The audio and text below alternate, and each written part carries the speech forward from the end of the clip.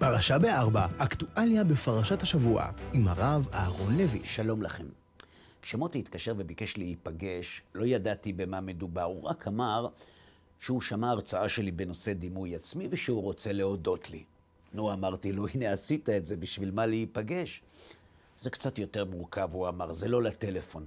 את האמת לא כל כך הבנתי למה הוא מתעקש, אבל החיים לימדו אותי יותר מפעם אחת שכשאנשים מתאמצים ללכת בדרך הקשה, כשיש דרך קלה יותר, זה לא סתם. כשנפגשנו, מוטי סיפר לי שלפי תעודת הזהות הוא בן 48, אלא שלתעודות זהות יש נטייה לראות את המציאות בשחור לבן, גם אם היא צבעונית להחריד, ושלפי הספירה שלו, הוא לא בן 48, אלא בן שנה בלבד. כשביקשתי הסברים, מוטי שמח לעשות זאת. נולדתי, הוא סיפר, במרכז הארץ להורים די נורמטיביים. אבא לא היה הרבה בבית משום שהוא עבד קשה כדי לפרנס אותנו, ולכן אמא, היא הייתה אחראית על החינוך שלנו, למרות שאף אחד לא הכשיר אותה לתפקיד הזה. אמא שלי, סיפר לי מוטי, גדלה כילדה יתומה מגיל צעיר, וגם בגלל היתמות ובעיקר בגלל האופי הקשוח של הילדות שלה, היא ממש לא ידעה להחמיא לילדים שלה. במקום זאת היא הייתה עסוקה בלהציב לנו יעדים, שגם כשהגענו עליהם, היא לא החמיאה לנו על כך, בגלל שהיא הייתה עסוקה בלמצוא פגמים בהצלחות שלנו. ואולי נהגה כך כדי לעודד אותנו להתקדם, אמר לי מוטי, אבל בפועל קרה ההפך הגמור. מאז שאני זוכר את עצמי, אהרון, מעולם לא היה דבר אחד שעשיתי, ואמא שלי העריכה. כשנכשלתי, היא התלוננה שאני גורם לה עוגמת נפש, ושהיא מאוכזבת ממני, ושיש לה מזל שיש לה עוד ילדים שמהם היא רווה נחת. וכשהייתי מצליח, היא טענה שאני יכול להיות הרבה יותר טוב, ושמגיע לה יותר מהילדים שלה. מאוחר יותר, הוא אמר, התברר לי שגם עם האחים האחרים שלי היא נהגה באותה צורה. לי היא הייתה אומרת שאני כישלון והם הצלחה, ולהם היא אמרה אותו דבר, רק הפוך.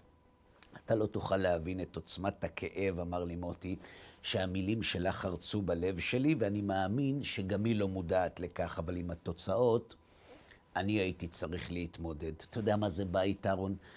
בית זה מקום שאמור להגן עליך, מקום שאמור להעניק לך את התחושה הכל כך חשובה, שיש לך מקום בעולם הזה, ושזה לא תלוי במי שאתה או במה שאתה. בית זה מקום שאמור לגרום לך להרגיש שאתה האהוב, אלא שלי לא היה בית כזה. הבית שלי, במקום להרעיף עליי אהבה, אהרון, היה עסוק בלוודא שאני מודע לעובדה שאני כישלון, שאני אפס, שאין לי סיכוי, ובזה אמא שלי הצליחה בגדול. זו הייתה הילדות שלי, סיפר לי מוטי בדמעות, ולכן, למרות שמאוד רציתי להצליח, התייאשתי מראש. בשביל להצליח, אהרון, צריך דלק, צריך עידוד, ולי הייתה רק תמונה אחת מול העיניים שלי. אמא שעומדת מולי בפנים מלאות בוז ובעיניים מאוכזבות, שמהם אני מבין רק דבר אחד. חבל שנולדת, ובלעדיך החיים היו יפים הרבה יותר. יש ילדים, אהרון, אמר לי מוטי, שההורים שלהם מכים אותם. זה אומנם חמור מאוד וגם מנוגד לחוק, אבל אם אני הייתי פוגש ילדים כאלה, הייתי יכול לעודד אותם. יש יותר גרוע. המכות שספגתי בילדות שלי היו גן עדן לעומת ההשפלות שחוויתי. ממכות, אהרון, מחלימים, אם לא תוך שבוע אז תוך שבועיים, אבל מהשפלות לפעמים לא מחלימים כל החיים. ואיך שרדת בגיהינום הזה? שאלתי אותו. מי בכל זאת העניק לך את הכוחות להתמודד? אף אחד, אמר לי מוטי, בלילות כשהייתי בטוח שאף אחד לא שומע, הייתי בוכה בשקט כדי שאמא שלי לא תשמע, ואז תאשים אותי גם בתינוקיות. ואז הייתי מדבר עם הקדוש ברוך הוא. הייתי שואל אותו למה הוא ברא אותי, למה הוא לא עשה אותי יתום, למה הוא מביא לעולם ילד כל כך פגום, אלא שמעולם לא קיבלתי תשובה, או בגלל שהוא לא עונה, או בגלל שנרדמתי לפני שהוא עונה, אבל בכל מקרה לא כעסתי על הקדוש ברוך הוא, כי אני הרי כל כך לא שווה שמי אני שהוא יענה לי. אתה שואל, מה בכל זאת החזיק אותי? החלום. החלום שיום אחד, ברגע שאוכל, אברח הכי רחוק שאפשר, אברח למקום שגם אם לא יאהבו אותי שם, לפחות לא יהיה מי שיזכיר לי איזה אפס אני.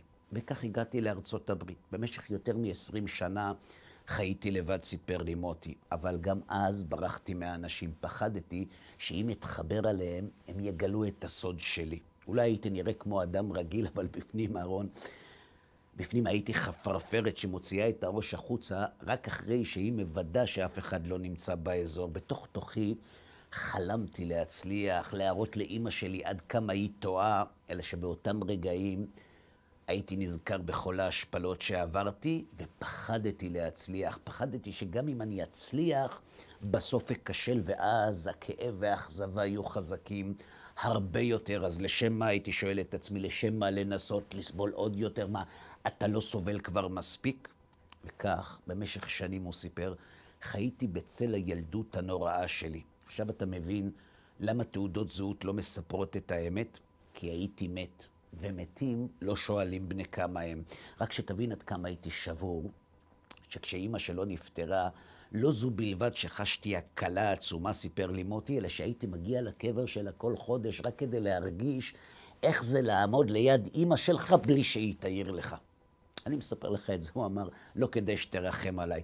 מספיק ריחמתי על עצמי, אני מספר לך את זה כדי לספר לך את גודל הנס. איך למרות הכל הצלחתי להיוולד מחדש. במשך השנים לא ישבתי בשקט, סיפר לי מוטי. ניסיתי להשתחרר, ידעתי שאם אני לא אנסה, הילדות שלי תיקח לי את כל החיים, ולכן עשיתי עבודה גדולה עם עצמי. למדתי, קראתי, נפגשתי עם אנשי מקצוע, ולאט לאט השתחררתי פחות או יותר מבית הסוהר שהייתי אסור בו במשך שנים. התחתנתי, נולדו לי ילדים, אבל לא הייתי יציב. קמתי, נפלתי, שוב קמתי, ואז שוב נפלתי.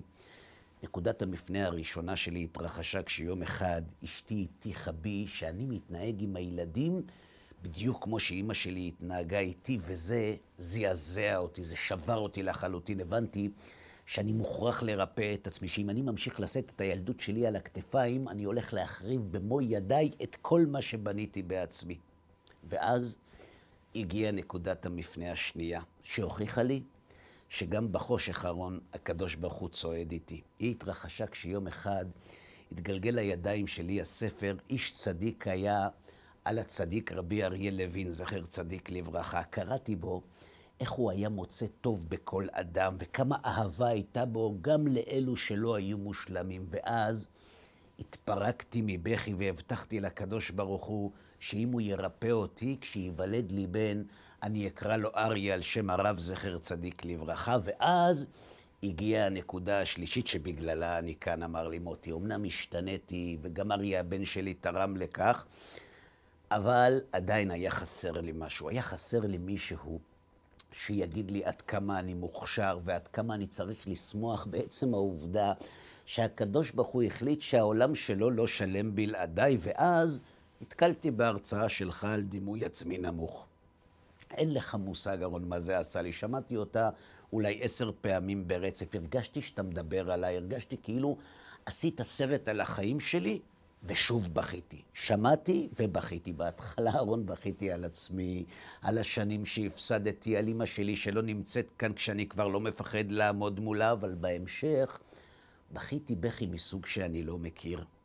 בכיתי מאושר, אהרון, בכיתי כמו נידון למוות שהורד מעמוד התלייה, כמו מי שזוכה בחיים שלו במתנה, כמו תינוק שנולד. הגעתי לכאן, אהרון, כדי להודות לך על המתנה שנתת לי, שאני בטוח שאתה אפילו לא יודע כמה היא שווה.